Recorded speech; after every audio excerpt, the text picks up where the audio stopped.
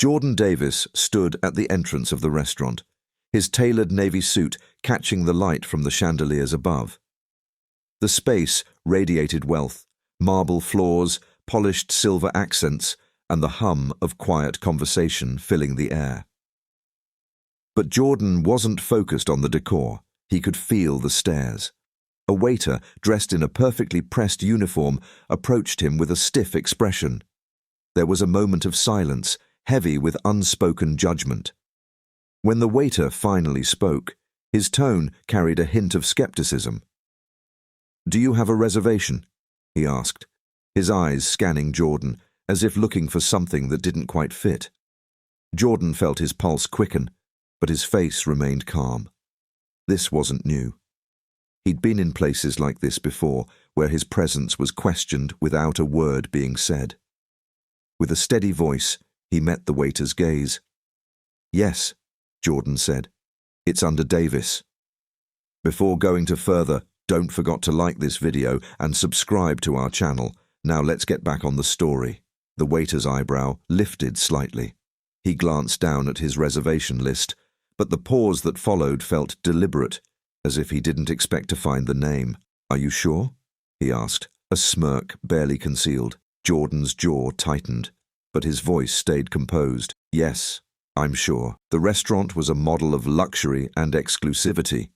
Crystal chandeliers hung from the ceiling like jewels, casting a soft glow over tables draped in immaculate white linens. Waiters in formal black attire moved gracefully between the diners, serving plates that looked more like works of art than meals. The air was thick with the aroma of fine wines, freshly baked bread, and rich sauces simmering in the background. Around the room, the city's elite sat in quiet conversation. Business executives, high-profile socialites, and a few recognizable faces from the entertainment world. Their designer watches glinted in the candlelight, and their laughter was soft, almost too polished. Jordan, dressed just as sharply as anyone else in the room, stood out for one reason: the invisible line that had been drawn the moment he walked in. Eyes darted toward him, curious and cautious, as though his mere presence upset the careful balance of the restaurant's curated exclusivity. He wasn't a stranger to this.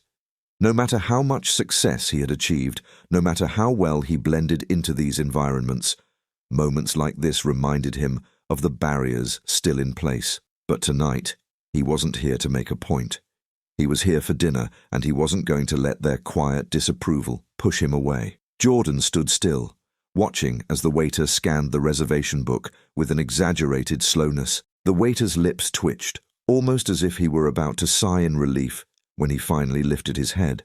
"I'm sorry, but I don't see your name here," the waiter said, his voice taking on a dismissive tone. There was no apology in his eyes, though.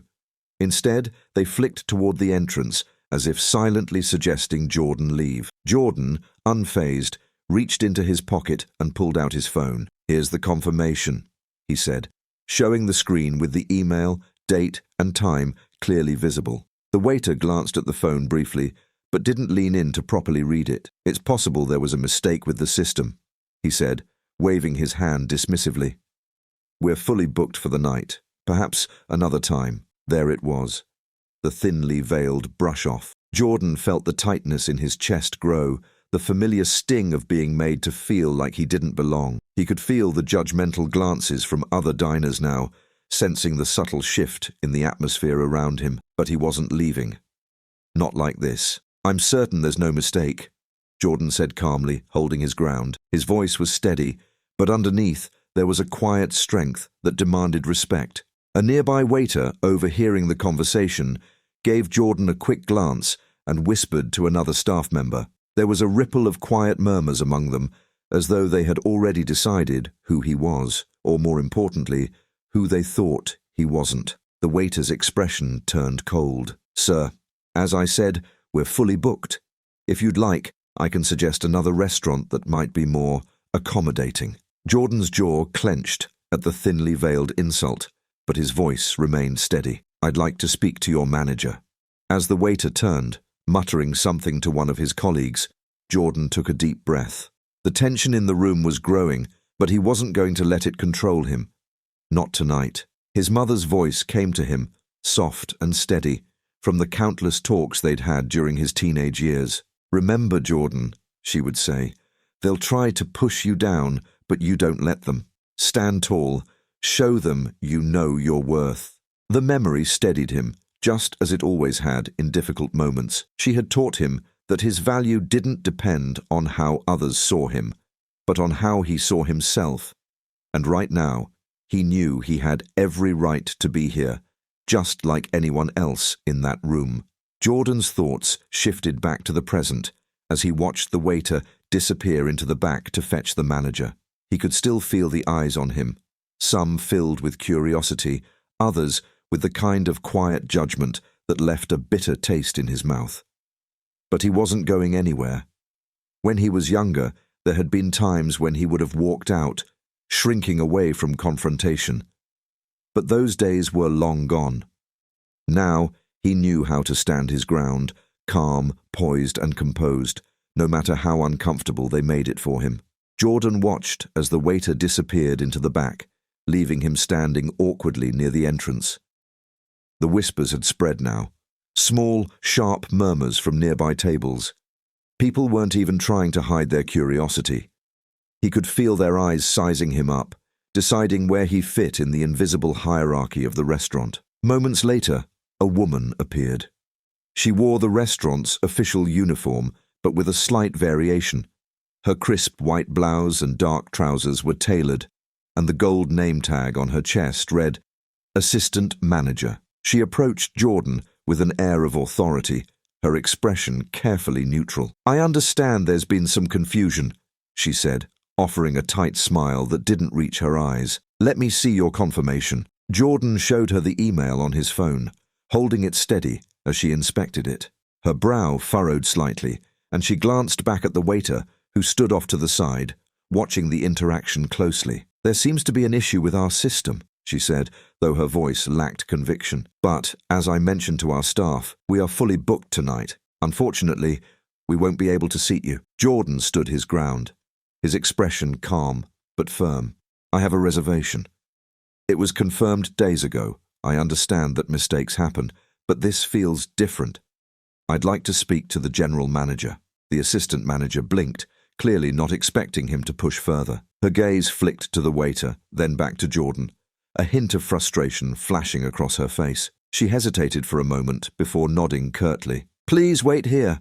As she walked away, Jordan felt the tension in the room deepen. He could sense the silent verdicts being passed from table to table. Some were entertained, watching the scene unfold as if it were a show. Others simply looked away, too polite to be openly rude, but too comfortable in their assumptions to question what was happening. A few minutes passed, and finally, the general manager arrived. He was older, dressed in a finely tailored suit that set him apart from the other staff members. His face was lined with experience, but his expression was stern. He approached Jordan, extending a hand stiffly. "Good evening, sir. I understand there's been an issue," he said, his voice formal, but with a slight edge. He glanced at the assistant manager, who stood behind him, her arms crossed. Jordan offered a nod, his expression still calm. "Yes, I had a confirmed reservation, but your staff has informed me that you're fully booked. I'm simply asking for an explanation." The general manager's eyes narrowed slightly as he glanced at the phone screen Jordan held out. After a moment of silence, he spoke. "I apologize for the inconvenience, but we are indeed at full capacity tonight. There seems to have been a mix-up, but unfortunately, we can't accommodate you." He paused, then added, "If you would like, I can recommend another restaurant that may better suit your needs." Just as Jordan was about to respond, the door behind him opened, and a young man walked in, dressed in a sharp suit. His eyes scanned the room before settling on Jordan. A broad smile spread across his face. "Dad, I didn't know you'd be coming tonight." The general manager's face went pale. The young man was Kanton, the owner of the restaurant, and now everyone realized Jordan wasn't just any customer. He was the father of the owner. The assistant manager's expression shifted to one of shock, and the staff stood frozen. The owner, still smiling, walked up to Jordan and embraced him. "What's going on here?" he asked, looking around at the uneasy staff. Jordan remained calm, But before he could say anything, the general manager stepped in. "There was a mix-up with the reservation, but we're sorting it out now." The owner's face hardened. "A mix-up," he repeated, turning to the staff. "My father had a reservation, and you didn't recognize him. You treated him like an outsider." The manager fumbled, trying to explain, but it was clear the damage was done. The staff scrambled to fix their mistake, offering Jordan the best table in the restaurant. The assistant manager and the waiter who had doubted him earlier were now nervously apologizing, their faces pale with regret. "We're so sorry, Mr. Davis," they said, their voices trembling. "We had no idea." Jordan looked at them calmly. He wasn't surprised by the change in their behavior, but it didn't erase what had happened. He allowed them to seat him, and as he sat at the finest table in the restaurant, he caught the eye of his son, the owner, who was still watching the staff closely. Jordan leaned back, taking in the moment. "Next time," he said quietly, "remember that it costs nothing to treat people with respect. You never know who they are." The general manager and assistant manager nodded quickly, their faces full of remorse. "Yes, sir. It won't happen again." As Jordan enjoyed his meal, he reflected on what had happened. The food was excellent, the service now impeccable, but that wasn't what lingered in his mind. What stayed with him was the reminder that no matter who you were, assumptions could be made in an instant, and those assumptions carried weight. He had faced moments like this before, but this time felt different. This time, his son had seen firsthand what his father had experienced for so many years. Jordan smiled to himself, knowing his son would remember this night, and so would the staff. As he finished his dinner, Jordan decided to leave a quiet message behind. On the bill, he simply wrote, "Never assume." After Jordan left, the staff gathered near the back, whispering among themselves. The general manager, clearly shaken, approached the assistant manager and the waiter who had handled Jordan earlier. "This can never happen again," he said sternly, glancing nervously toward the owner's office. "You had no idea who he was, but that's no excuse. You can't treat people like that, no matter who you think they are." The assistant manager nodded quickly, her face still pale. The waiter stood quietly, avoiding eye contact, clearly regretting his actions. "We didn't know," the waiter mumbled, "but we should have handled it better." "That's right," the general manager said, his voice firm. "You can't treat people based on assumptions.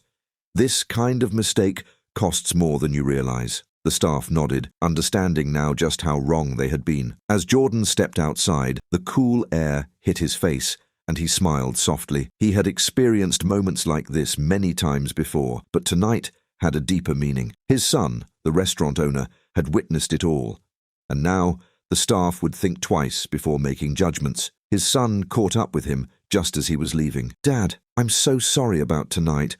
They had no idea who you were, but still, I'll make sure this never happens again." Jordan smiled and patted his son's shoulder. "It's okay, son. I know you'll handle it. Just make sure they remember this lesson."